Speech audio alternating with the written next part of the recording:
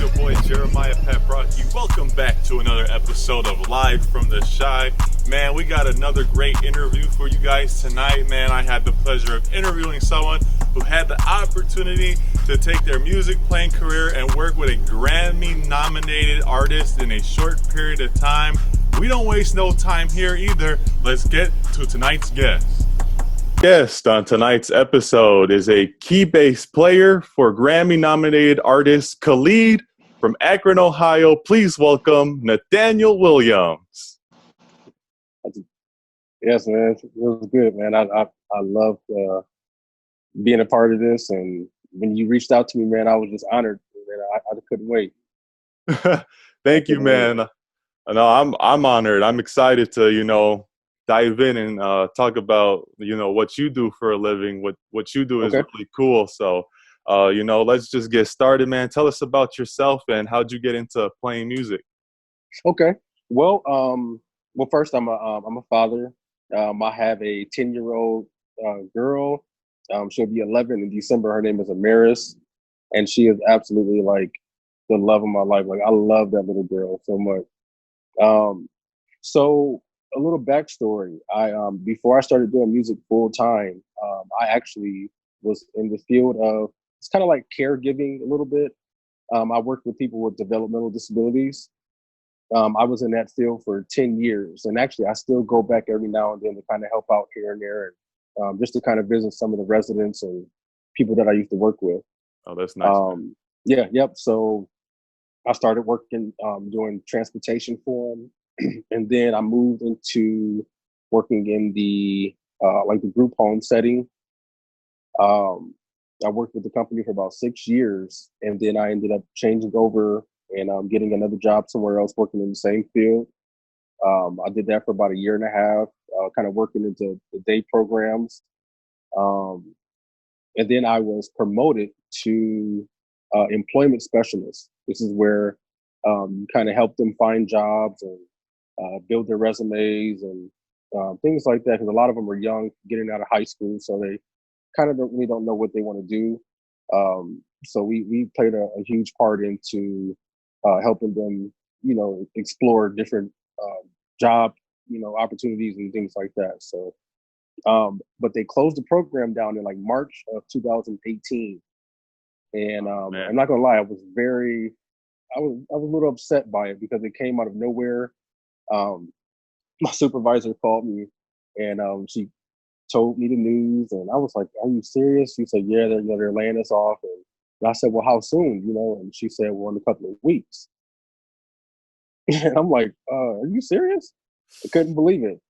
And so I was a little upset, but I had been flirting with the idea of doing music for years. I just was never really in a position to do it, and a lot of times I was actually kind of scared to kind of make that jump to doing music because sometimes the money is not always guaranteed, and especially doing local gigs and stuff like that.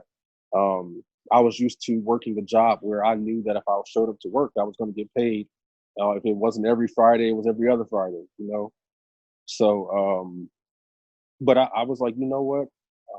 I feel like this is my opportunity to give it a shot.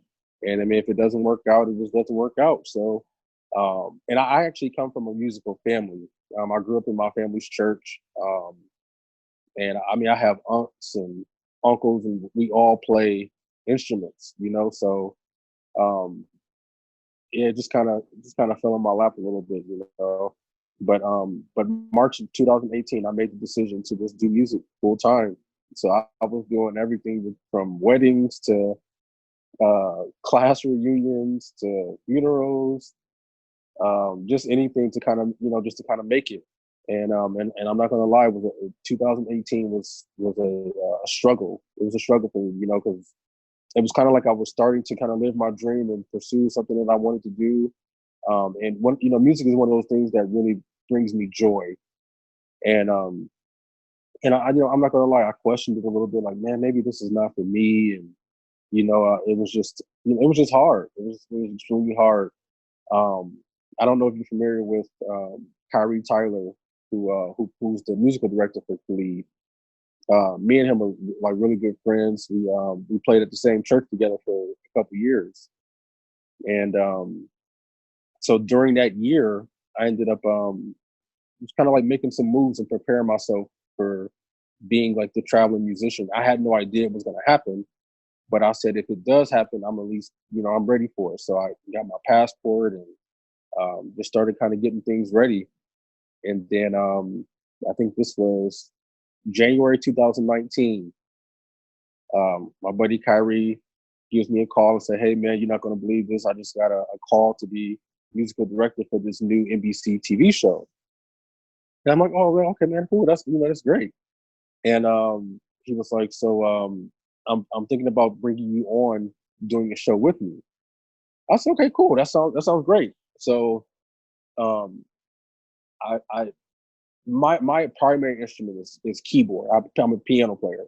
So he comes to me and he's like, "Hey man, so um, they don't have enough room on stage for two keyboard players."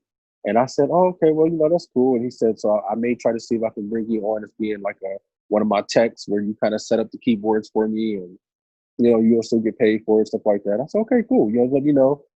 And he comes back to me and said, "No, you know what? They already have guys that do that sort of thing there on the set." So um, so then he calls me back and say, "Hey, so I told him that you play bass, and now at this time, I had not touched a bass ever in my life." Oh man.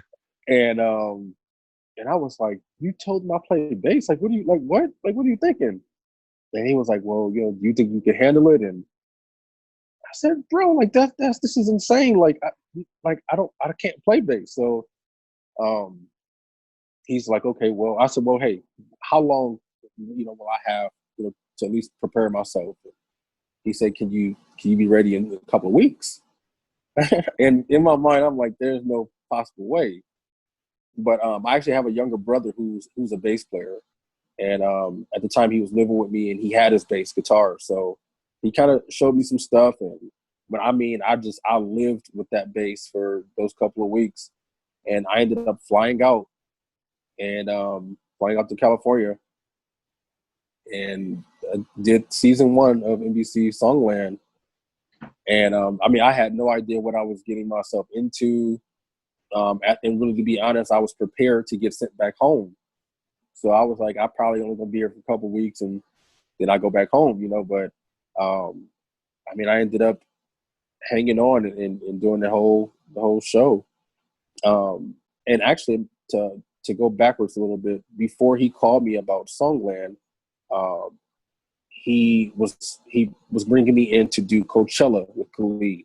So I already knew I was doing Coachella in April. This was last year, so I was prepared for that one.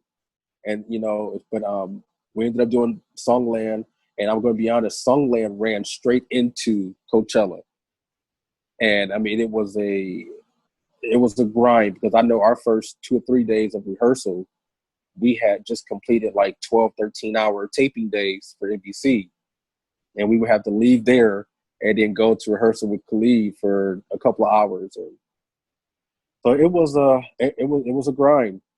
It was a grind, and then he actually ended up bringing me on full time with Khalid. So my first gig was Coachella. That's awesome, man. So And yeah, you like when you're doing one thing, the opportunity might close, but another one comes in. And it just so happened that, your passion and love for music just elevated, and it's definitely a blessing, and seeing you rise up and get the opportunities that you get. It's yeah. it's a I'm extremely thankful for it too. It's I mean to come from definitely, like I said, a musical family, but no one in my family really did anything kind of like on this level. mhm. And so it was just I mean, opportunities like that don't come all the time, and I knew that I had to try to at least give it a shot. If it didn't work out, it didn't work out, but if it does, okay, well, I'm doing what I love to do. So Yes, sir. And it's good to see because, just thinking about the short amount of time you had to learn a whole new instrument, to end up being on a NBC TV show, Yeah. to doing one of the biggest music festivals with a very well known artist. It's just really great to see. Yeah. And so let's talk about that. I guess afterwards. So this is 2019. So after Coachella, if I'm not wrong, you guys had that tour, the Free Spirit tour. Tell us, Yeah. Okay, tell I'm us. sorry. No, you're good. Tell us about that, and what the process is like with working such a big artist, because I that was an arena tour. So just Yes. working with Khalid himself, working with the bandmates, working with productions, all that stuff. Well, a little backstory. So this was fall of 2018. Um, Same guy, my buddy Kyrie, he gives me a call and said, "Hey man, so Khalid has a few songs that's going to be coming out. It's not out yet, but I have the files to it, and I was wondering if maybe you could help me do some arranging for it." Now this was the song Vertigo and the song Saturday Night, and I think this is right before the Sun City album came out, and I said, "Yeah, man, I'll give it a shot." And he said, "We're thinking about doing a tour in summer of 2019, and we're probably going to do these songs. So if we do it, I'll tag you in it, give you credit for helping me with the arrangement and things like that." So I did the arrangement. He liked it, and then here it is. Fast forward, I see it on the tour list or the set list for the tour, and at that time, I didn't even know I was even a part of the band when I did the arrangement. I was just stoked to even do it, and just to have those guys play my arrangement. Like that was more than enough for me. Like I was like, man, I want to see you guys play it. I had no idea that I was going to be playing those songs with them on stage. So, but before the tour started in June, we actually were touring before the actual tour started. Like we Okay. did a lot of like promo shows, college shows. We did Good Morning America. We did the Billboard Awards last year. And what was the Jimmy Fallon? We did those shows all before the tour started. Wow, And that's awesome, man. yeah, so I'm not gonna lie, it was a kind of rough for me to get adjusted to it, because I mean, at that time, I could probably count on one hand how many times I've been on the airplane. And so to do stuff, to go from doing stuff around, here in Akron, local gigs and stuff, to now you're getting on and off planes, you're learning songs, you're doing this. I'm like, okay, it was a huge adjustment. And but so we go into June of last year. We start rehearsing for the tour. When I kid you not, I have never seen that many songs on a set list ever in my life. Like local concerts around here, you're probably doing 10 to 12 songs, but I think we had about close to 30 songs on this set list. And I remember looking at my buddy. I said, "Are we really going to do this many songs?" And he's like, "Yeah, it's a tour." And I'm like, "Oh my god!" So I was a little intimidated, having to, you have to have that muscle memory to remember um, the patterns of the song, because I think I even underestimated the whole key bass thing too. Um, you know, you often kind of like play a little bit of key bass, being a keyboard player when you don't have a bass player at church or something like that. But this was on a whole nother level, like me actually having to learn the patterns of the songs and um, matching the bass tones, like even on the record. Because a lot of Khalid songs doesn't have live bass. A lot of his songs is key bass anyway. But I mean, it's always important that you have to learn exactly how it goes, and even on top of that, you're learning arrangements too. So not only you're learning the song, you're learning the arrangements as well. So for the most part, though, it was I mean, it was a definite grind. programming sounds, stuff that I've never done before. But Khalid as an artist, he's actually very easy to work with. Very easy to work with. Like he's just real laid back. Of course, just like any other artist, he wants things to be right. And when something's not right, he's definitely going to make it known, like, hey, this is not right. This is supposed to be doing this right here, or But he's by far. I mean, I couldn't have asked for, for this to be my first tour, my first gig, like on this level.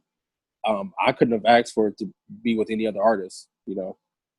Exactly. And like, I mean, like even through his songs, you could see he's a nice, chill, laid back dude. So that's good to hear Yeah. that, it's easy to work with him, and that it's not all for show or anything like that. Oh yeah, no, he's real genuine guy. And the crazy thing is, a lot of people thought that me and him were the same person. So a I lot could of kind of times see it. yeah, a lot of times during tour, man, like we would get done with the show and we would walk outside to the bus, and people, there still be fans like lingering around, and they'll be cheering when I'm walking. I'm like, oh my god, they think I'm Khalid. So yeah, that was a pretty fun thing experiencing that throughout the whole tour. So yeah. Mhm. Hey guys, check out this footage of Nate playing key bass on tour with Khalid. One, two, 3, go. Hey, shit.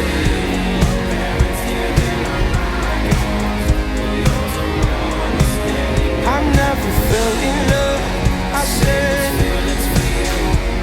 so let's do all the stupid shit that just me and you. Just me and just me and let's do all the shit that just me and.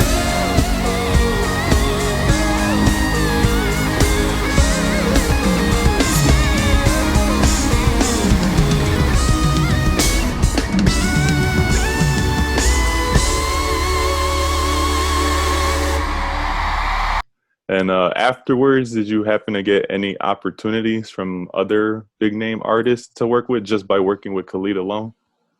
No, not really. I mean, I've met a lot of cool artists and stuff like that, but I haven't really had the opportunity to work with anyone. Not yet. I'll say that. Not yet. Mm-hmm. I mean, I'm sure it will come eventually, but I'm enjoying this right now. Exactly. Of course, Khalid is a big artist himself, so it's definitely, worth just taking it in and enjoying it. Yeah, for sure. Yeah.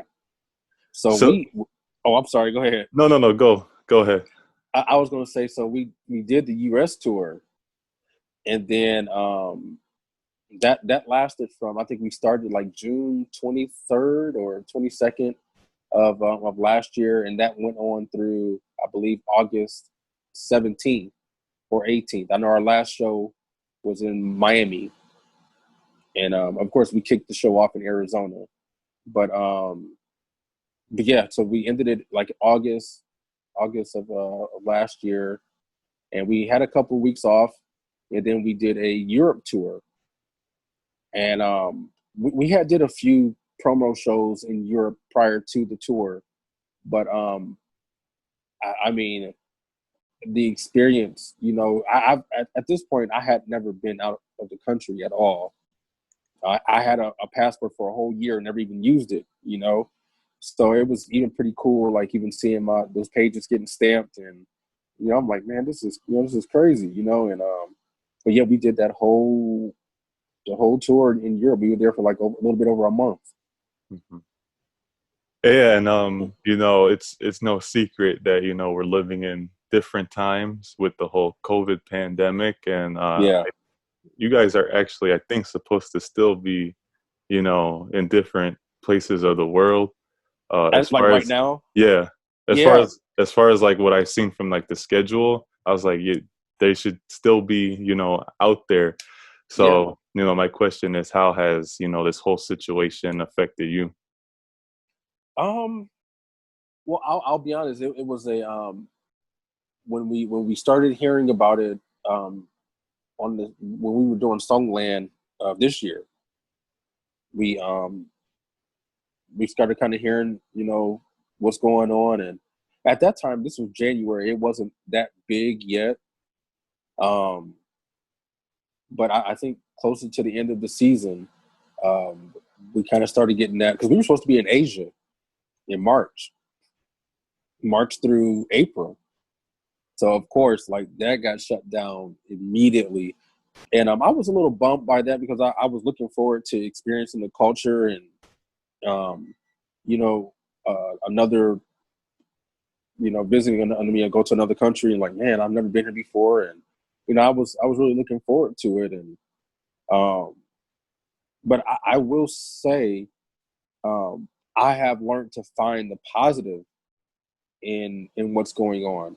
I mean, of course, just even on top of the whole COVID-19, we're experiencing things with the police brutality and things like that, and so it's just kind of like a double whammy in the sense, like, man, this is just a horrible year, and but I will say after being on the road all last year, having this time to be home, it's needed for me.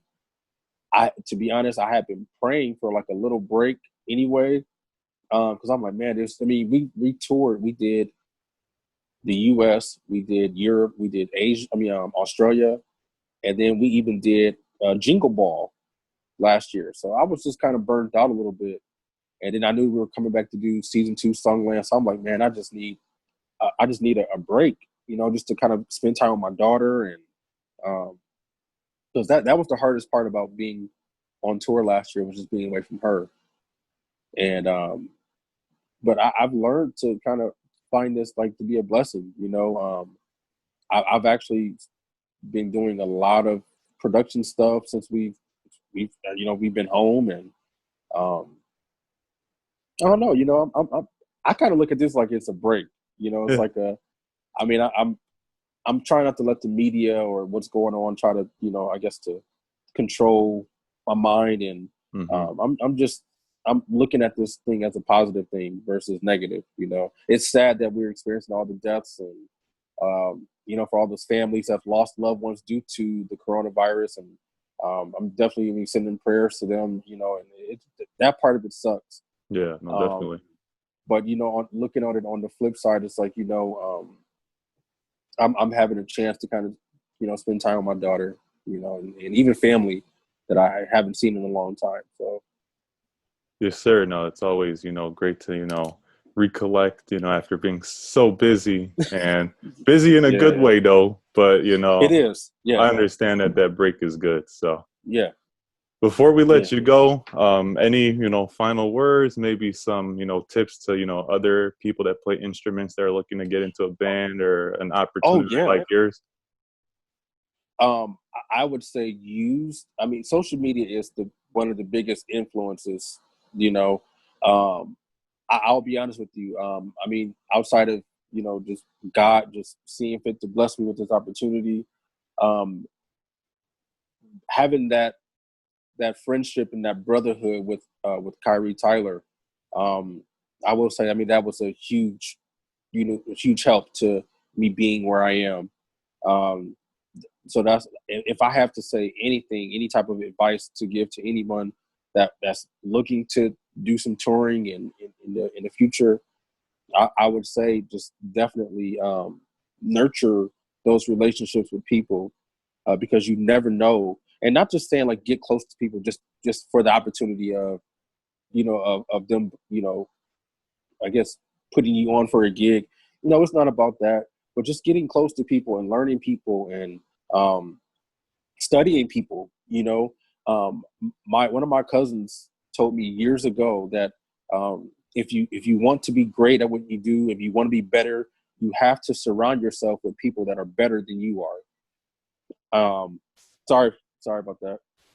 No, good. All good. Okay.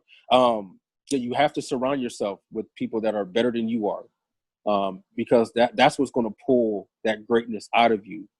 And that's what I'm doing now. Just currently, I mean, I've been seeing a lot of people posting covers, and I mean, I'm learning every day, you know, from other people, and you know, but and also too, there was another point too.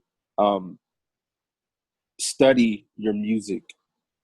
Study your music. I mean, everything as far as to the breaks. If you play keys, um, match those chords like perfectly with what you're listening to. Um, bass players, I mean, definitely locking in the patterns. Drummers, same thing, lock in the patterns, and like really study music and pull up these other artists. You know, these other touring artists that you know that've done the shows, and that's all over YouTube. Study that stuff, and you know, just kind of put your ear to what's being done out there. You know, I mean, there's a standard out there, you know, and I mean, you gotta follow the standard, you know.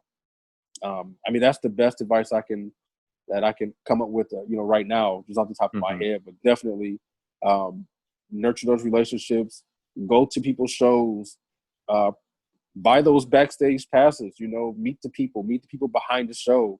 Because I mean, a lot of people look at the artist, but I mean, it's a lot of people behind the scenes that are making the show, you know, what it is as well. So I mean, you just never know who's watching your page, and so just keep posting, keep tagging people, and yeah. Yeah. Well said, man. Well said. Before we go, tell the people where they can find you, follow you, kind of, you know, get to see some, you know, behind the scenes action and all that good stuff. Oh yeah, you can follow me on Instagram it's at nobody like Nate, so it's nobody underscore like underscore and in and a number 8. I actually just started my YouTube channel. I posted a few videos, but I haven't like really promoted it yet. But I'm Nathaniel Williams, my full name. I have my production, you know, N8 Productions, and so yeah, yep. That's where you can find me at. All right. Nate, thank Yes, you for sir. your time, man. I appreciate you joining me on this talk show, man. You know, I'm just starting Man, off, so you know, to get a person like you that's done so much and is very oh man, successful is truly an honor, man. I really appreciate it, man. I was honored even you reaching out to me about doing this. I couldn't wait. I couldn't No, wait, thank bro. you, man. Appreciate it. Yes, sir. See ya. Peace.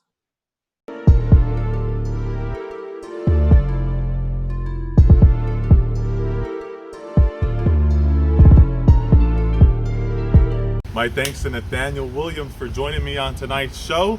Man, hopefully the touring world will get started. And if anyone's a Khalid fan, be sure to check him out on tour with Khalid. If you'd like to be a part of the show, send in an email submission to talkshowshy@gmail.com. And man, as always, man, we appreciate a like, a comment, and most importantly, a subscription to this channel. Subscribe, man. It takes 1 second to click that red button, man. But as always, I'm Jeremiah Paprocki. Stay safe, everyone.